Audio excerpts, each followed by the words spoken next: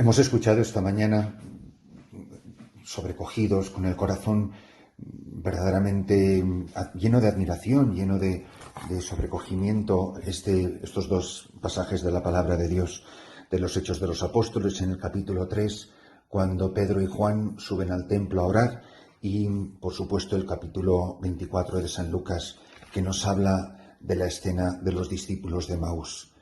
Lo que queda claro en todas estas lecturas de la palabra de Dios en esta octava de Pascua es que cuando resucita Jesucristo, cuando se dan cuenta que Cristo está vivo, todos se llenan de un coraje, se llenan de una fortaleza y de un entusiasmo que verdaderamente desconcierta, porque estos no pueden ser los mismos hombres que primero van caminando desalentados y desanimados y casi rencorosos, como decepcionados, hacia Emaús. Esto no puede ser el Pedro que negó a Jesús y ahora actúa de esta manera. Lo que está claro es que Cristo vivo llena de coraje, llena de entusiasmo el corazón de los creyentes. Y comienzan ellos, que es decir, la Iglesia, comienza a actuar en nombre de Jesucristo, como signo vivo de Jesucristo resucitado. La Iglesia es Cristo resucitado en el mundo de hoy. Es el sacramento de Cristo vivo en medio del mundo, en medio de nuestras plazas, de nuestras calles, de nuestra sociedad. Estemos donde estemos, seamos quien seamos, hoy Cristo vivo está presente en medio del mundo en su Iglesia. Y en estos hombres y mujeres, en estos testigos, Cristo vive y actúa. Es, por tanto, y no puedo dejar de subrayarlo con toda la fuerza, con lo chocante que nos pueda parecer esta mañana escuchar esto, que la Iglesia es Cristo resucitado hoy. Y empieza a realizar los mismos signos, con el mismo poder, con la misma autoridad que Jesús de Nazaret cuando caminaba los caminos de Galilea. Y aún con mucho más, si se pudiera hablar así, porque han recibido el Espíritu Santo y porque ahora el Cristo de la historia, el Jesús de Nazaret de la historia, es el mismo resucitado, glorioso, actuando por el Espíritu Santo. ¿Y cómo lo hace? Pues mirad, ahí dice el pasaje de los Hechos de los Apóstoles, que Pedro y Juan suben a orar al templo. Y ahí se encuentran a un lisiado, que además está pidiendo limosna. Es un pobre, un tullido, un ciego, que además es pobre, porque es verdad que también puede haber tullidos o puede haber ciegos que sean ricos, pero los pobres y tullidos ricos no piden limosna, porque los ricos no piden limosna, sino que su pobreza es tanto la pobreza física como la pobreza material. Lo más humillante que puede haber es tener que pedir limosna. Y ahí es donde precisamente actúa la Iglesia, donde actúa Cristo resucitado, como lo hacía en aquellos tiempos, cuando Jesús iba rodeado de esa masa de gente pobre, de gente hambrienta, de gente lisiada, ciega, leprosos, del rechazo, de lo último, de la chatarra de la sociedad. Ahí es donde Cristo ha realizado los signos que dicen que Él es el Mesías, que Él es el Hijo de Dios, el que tenía que venir al mundo, que en Él Dios está actuando. Y por eso los signos que van a realizar los apóstoles, es decir, la Iglesia, sacramento de Cristo glorioso, va a ser igual que Jesús en el mundo del dolor y en el mundo de la pobreza. Pero así como Cristo pobre, y es esencial para su identidad y su misión mesiánica, ser pobre y manifestarse como pobre, y eso es lo que va a decir San Pablo, que Cristo, Jesús, con su pobreza nos ha enriquecido, se ha despojado de todo para enriquecernos con su pobreza. De la misma manera, la Iglesia solo puede ser sacramento de Cristo resucitado si actúa en las mismas coordenadas de Jesús. Es decir, si Jesús sigue siendo Jesús en la Iglesia. Una Iglesia que no es pobre, una Iglesia que no está cerca de los pobres y que no está cerca del mundo del dolor, no es la Iglesia católica, no es la Iglesia de Jesucristo. ¿Por qué? Porque en la pobreza Jesús demuestra que Él es el Hijo, que depende absolutamente del Padre. Porque en la pobreza demuestra que Él ha venido a combatir las seducciones de la riqueza. Porque demuestra que con su pobreza solamente los sencillos y los limpios de corazón le pueden reconocer. Y van a ser, en realidad, sus seguidores, sus discípulos, los que le van a acompañar hasta el final. Por eso lo va a proclamar la Virgen María en el Magnificat, que derriba del trono a los poderosos y enaltece a los humildes, porque ha mirado la pobreza y la humillación de su esclava. Por eso la Iglesia pobre de hoy seguirá siendo un signo mesiánico, si está siempre en medio de los pobres y pobre ella misma. Don José Rivera lo decía, pues como decía en las cosas. Preguntaba, llegado a esta escena y cuando nos daba las charlas de la pobreza, ¿por qué la Iglesia hoy no hace milagros? Decía él, porque no es pobre. ¿Por qué Pedro y Juan hacen milagros? Porque cuando se encuentran con el ciego de nacimiento le dicen, no tenemos oro ni plata, pero lo que tenemos te lo damos. En nombre de Jesús Nazareno, levántate y anda. Mientras nosotros tengamos tanto oro y tanto plata, no vamos a hacer milagros. Eso decía el venerable José Rivera, que va camino de los altares. Por eso, mientras la Iglesia, fijaros en cambio la vida de los santos, ¿cuántos santos han hecho tantos milagros? Y por cierto, esos milagros que han hecho en vida no les han servido para gran cosa para su canonización. Y sin embargo, los milagros que han hecho en vida los santos siempre han sido milagros que tienen que ver con los pobres y porque han sido pobres ellos mismos. La Iglesia pobre y en medio de los pobres, si es así como ella vive, en fidelidad a su Señor, a su cabeza, a su pastor, a su esposo, a su maestro, la Iglesia va a seguir haciendo milagros, pero solamente en estas coordenadas. ¿Por qué? Porque una Iglesia que no es pobre es una Iglesia que no es santa. Una de las cualidades de la santidad es ser pobre, el despojo de todo. ¿Por qué? Porque el que es pobre es porque ha vendido todo lo que tiene, o no lo tiene o lo ha vendido. ¿Por qué? Porque si no lo vendes todo no puedes comprar el tesoro escondido. El reino de los cielos se parece a un comerciante en perlas finas, que al encontrar una de gran valor va y lo vende todo.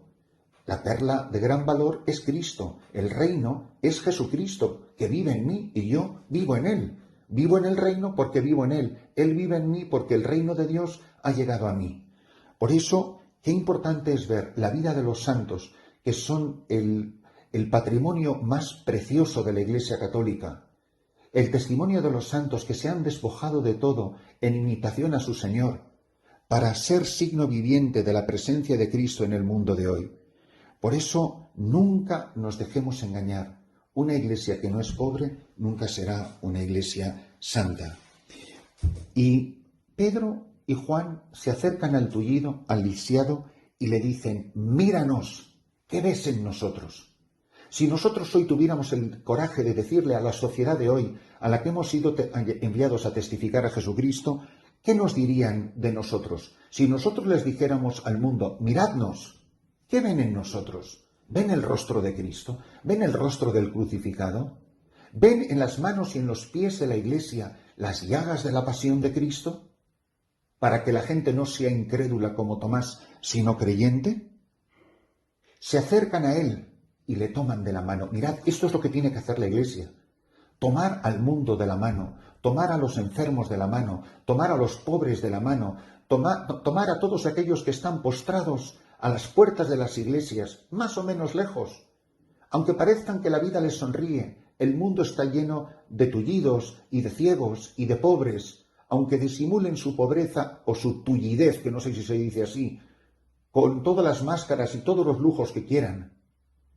Pero si la Iglesia no se acerca al sufrimiento de este mundo y lo toma de la mano y le dice, levántate, la gente no puede levantarse, es Cristo el que te levanta.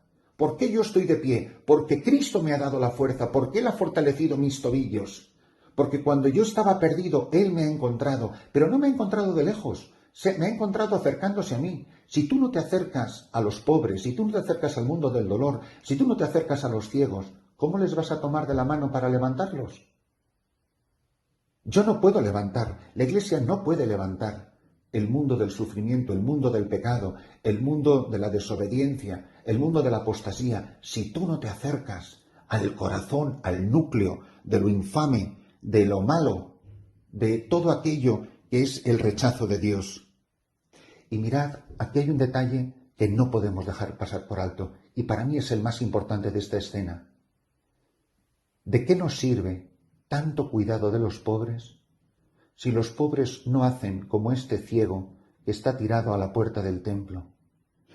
El detalle más importante de esta escena no es nada de lo que acabo de decir, sino que al levantarlo y quedar sanado por el nombre de Jesús de Nazaret, ellos no le dicen en nuestro nombre, en nombre de Jesús de Nazaret, levántate. ¿Qué es lo primero que hace el ciego, el tullido que ha quedado sanado y que se pone en pie? Que entra derecho en el templo. ¿Cuántos esfuerzos invierte la Iglesia Católica en atender a pobres? ¿Y qué inútil es su labor?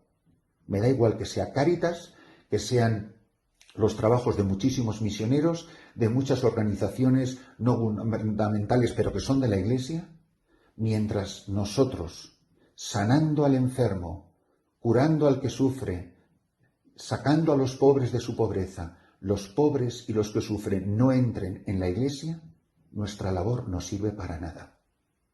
Porque no habrán reconocido a Jesús de Nazareno en el signo que hemos hecho para curarlos. Mirad, cuando yo estaba en República Dominicana, me acuerdo que un sábado, que era día de pago en las plantaciones de caña de azúcar, estaba en un batey y se me acercó una señora. Después de tantos años que llevaba yo luchando por los derechos de los trabajadores en contra de la familia Vicini, que son unos explotadores, y me dice: padre, usted nos ha ayudado mucho para que los trabajadores, nuestros maridos y nuestros hijos tengan mejores sueldos y mejores condiciones de trabajo, y no sabe cuándo se lo agradecemos. Ahora le voy a decir una cosa: desde que mi marido gana más picando caña gracias a usted, todo lo que gana se lo gasta en prostitutas y no nos ayuda a la familia. Y para mí fue una gran lección lo que me dijo esa mujer. Y me hizo replantearme mi labor evangelizadora. Me hizo replantearme todos mis esfuerzos. Esa señora me abrió los ojos. Esa señora me estaba evangelizando a mí, al misionero. Me estaba diciendo: ¿para qué sirven tus esfuerzos si has cambiado sus condiciones materiales, las de los pobres trabajadores explotados? Si les has conseguido más dinero, si tienen mejores condiciones laborales, si tienen mejores sueldos, y sin embargo se han hundido más en el pecado mortal, están enfangados en la corrupción y están enfangados en gastarse todo lo que ganan en vez de en beneficio de su mujer y de sus hijos, simplemente en la prostitución, y convirtiendo a las pobres niñas de esas plantaciones, porque no eran prostitutas profesionales, era la primera niña o mujer o adolescente que encontraban. Entonces, ¿de qué sirven todos los esfuerzos de la Iglesia Católica, que no se ha convertido más que en una gran ONG, en una gran organización humanitaria? ¿De qué nos sirven los pozos, las escuelas y los puentes, si la gente a la que estamos levantando, porque está tullida por la injusticia, tullida por el analfabetismo, tullida por la falta de dignidad, tullida por la falta de un trabajo honrado, tullido porque no tienen un techo digno sobre el que cobijar a sus familias? ¿De qué me sirve si lo único que ha hecho ha sido aumentar la soberbia y la corrupción?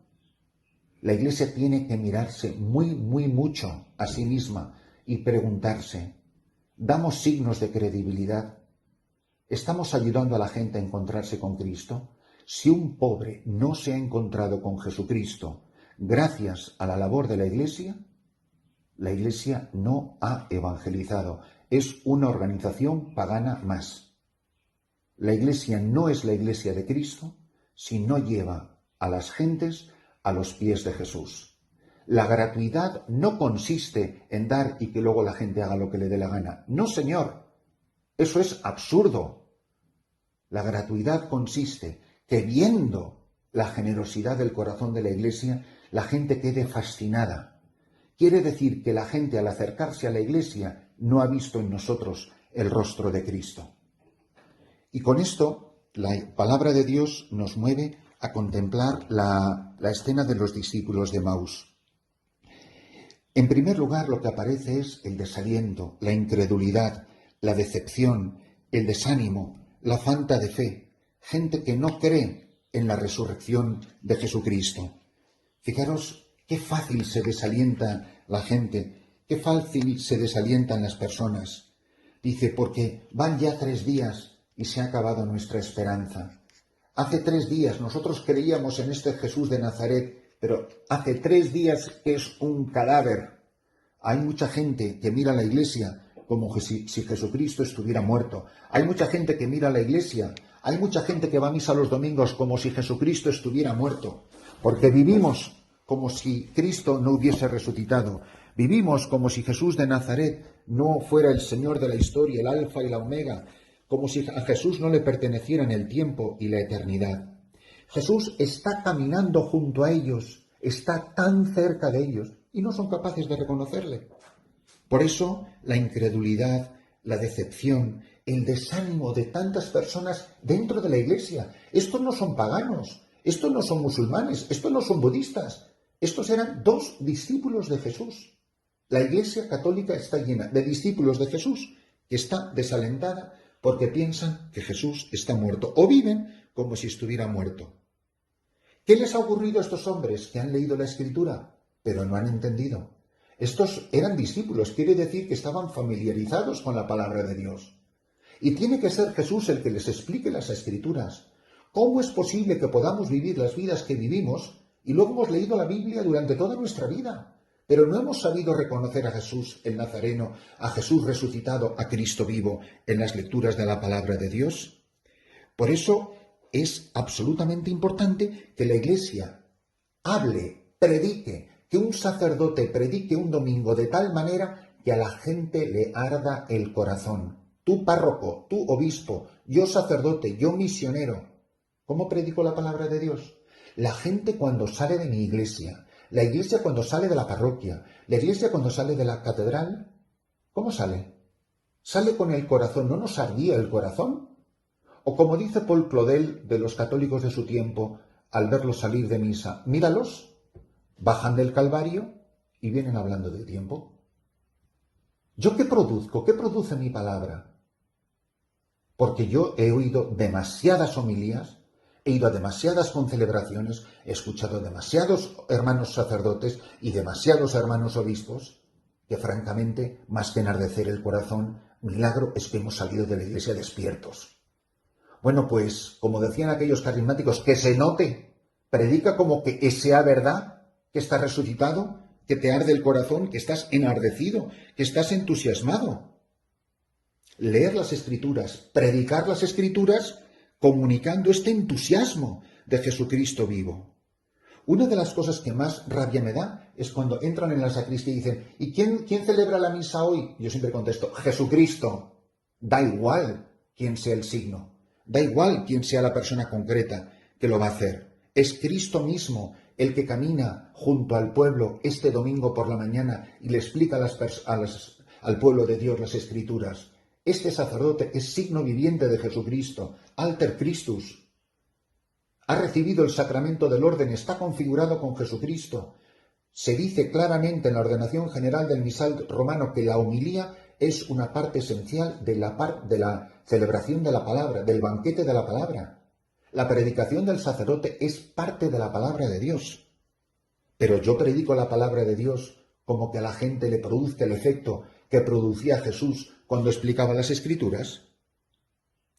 A quien le arde el corazón, claro que cuando después pasemos al banquete de la Eucaristía, a la parte del sacrificio eucarístico, se le van a abrir los ojos, pero a una persona que no le arde el corazón, no se le pueden abrir los ojos. No se le van a abrir los ojos y no van a reconocer al Señor en la fracción del pan. ¿Y qué produce este ardor de la Escritura y los ojos que se abren en la fracción del pan? Que estos hombres son capaces de correr en la noche hasta Jerusalén. Son capaces de correr en medio de las tinieblas, porque ellos mismos son luz, porque sus vidas se han vuelto luminosas.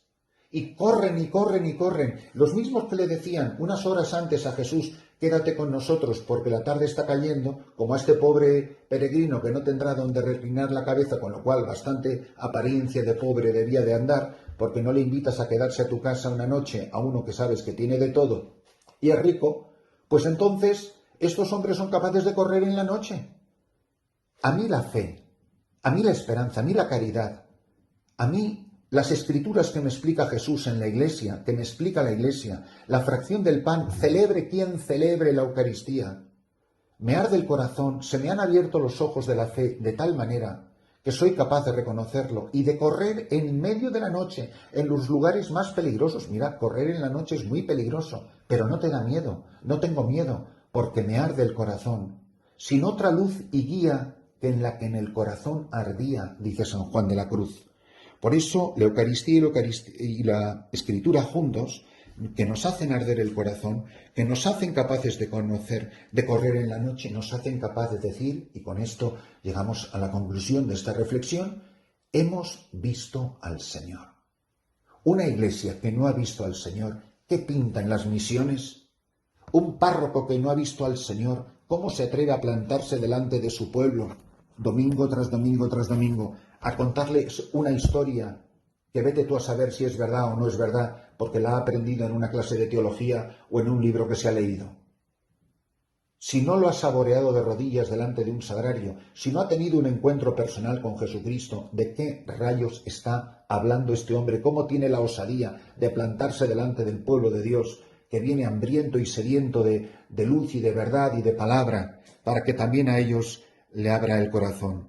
Por eso una iglesia que vive en santidad, que camina pobre entre los pobres, siempre será un signo alzado para el mundo, en donde todos pueden ver a Jesucristo. Mirad, que nos rechacen o que nos acojan. Pero no es posible que la iglesia esté en medio del mundo y no reconozcan en ellos a Cristo. Que quien rechace a la iglesia, rechace a Jesucristo. Si no nos queréis a nosotros, es porque no queréis a Jesucristo. Pero que nos acojan, porque hacemos puentes, porque repartimos saquitos de arroz y botellitas de aceite, y porque estamos haciendo obras de caridad y construyendo casas, y no estamos celebrando los sacramentos, no estamos atrayendo a Cristo, no estamos anunciando la salvación, no estamos arrancando a la gente del poder de Satanás y del poder del pecado y del poder del maligno, es una iglesia que no sirve para nada, como la sal que se ha vuelto sosa y para que el mundo la pisotee. Por eso, que cada uno de nosotros se plantee muy en serio que cuando Pedro y Juan tiendan la mano al mundo para que el mundo se le fortalezcan los tobillos y se ponga en pie, recuperen la vista, que todo el mundo quiera entrar en la iglesia. Es voluntad de Jesucristo que todo el mundo entre en la iglesia católica, porque es en ella donde reside la plenitud de la verdad. Y si nosotros no somos conscientes de eso, es que no nos hemos enterado cuál es la misión del corazón. Pero pobres de nosotros, pobres de la iglesia, si no somos una iglesia pobre, una iglesia santa, si no somos una iglesia que cuando predica hace arder el corazón del mundo y abre los ojos para que cuando nos miren, míranos, le dicen los apóstoles al tullido, miradnos, le dice la iglesia al mundo, para que cuando nos miréis, veáis a Cristo resucitado.